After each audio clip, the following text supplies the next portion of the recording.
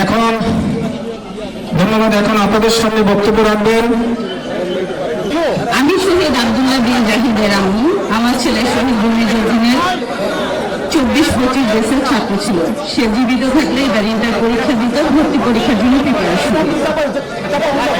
আমার ছেলে শহীদ হয়েছে 5 আগস্ট সন্ধ্যায়। আমার ছেলে শহীদ হওয়ার 14 দিনের মাথায় আমার ছোট ছেলের ক্যান্সার ধরা পড়ে, সেটা 3rd স্টেজে, কোন ক্যান্সার। আমার ছোট ছেলেটা তখন বয়স ছিল 13, এখন 14 কমপ্লিট করছে। আমার ছেলে বিএনপি করতো না, আমি কোনো দল করি না, কিন্তু আমরা বিএনপির পরিবার।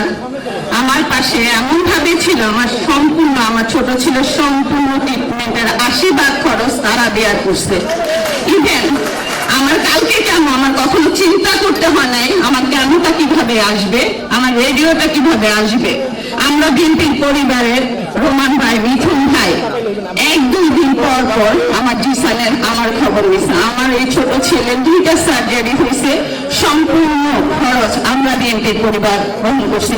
আমি এর আগে অনেক বক্তৃতায় বলছি আমার ছেলে বা আমি কোনো রাজনীতি করি না। আমার ছেলে যদি রাজনীতি করতো তাহলে ক্যান্টনমেন্টের কলেজে সে কখনোই পড়াশোনা করার সুযোগ পাইতো না।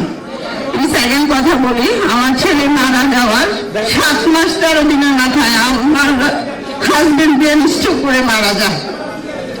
আমার এখন এই ছোট ছেলেটা ছাড়া আর কেউ নাই।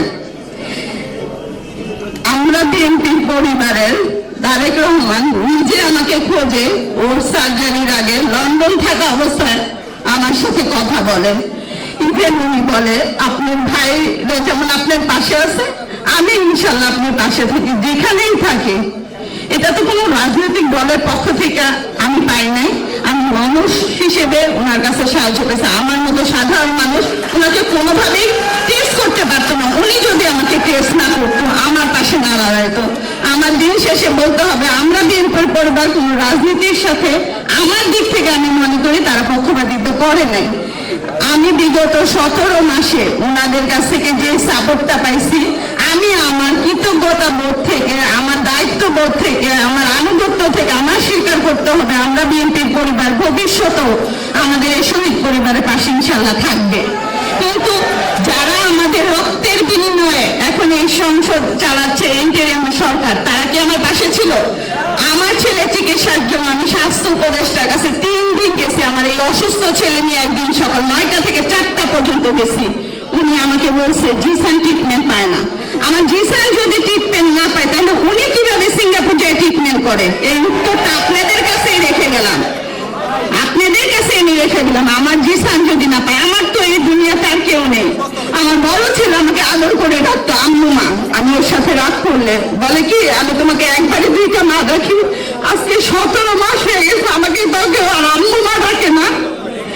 আমার বড় ছেলে মারা যাওয়ার 1 সপ্তাহে আমি বলছিলাম, জিসান অসুস্থ ছিল, যে জিসান তুমি আমাকে ছেড়ে যাও না। আমার বড় ছেলের পাশে শুয়ে বলছিলাম জিসান ছেড়ে গেল, আমি যাবো না। আমার বড় ছেলে তো আমাকে ছেড়ে গেছে, আমি কি দিয়ে বাঁচবো? আমার জিসান এখন বলে আম্মা আমার কিছু নেই, তোমাকে আমি কার কাছে রেখে যাবো? আমাদের তো কেউ নাই, আমি ছাড়া তোমার কেউ নাই, তুমি ছাড়া আমার কেউ নাই।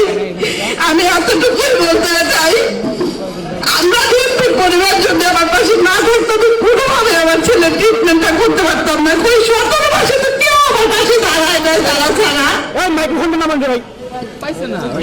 আমি এতটুকু বিশ্বাস করি বিএনপি ইনশাল্লাহ ক্ষমতা গেলে ইনশাল্লাহ আমাদের পাশে দাঁড়াবে, আমাদের সন্তানদের বিচার ওনাদের প্রায়োরিটি প্রথম পর্যায়ে থাকবে।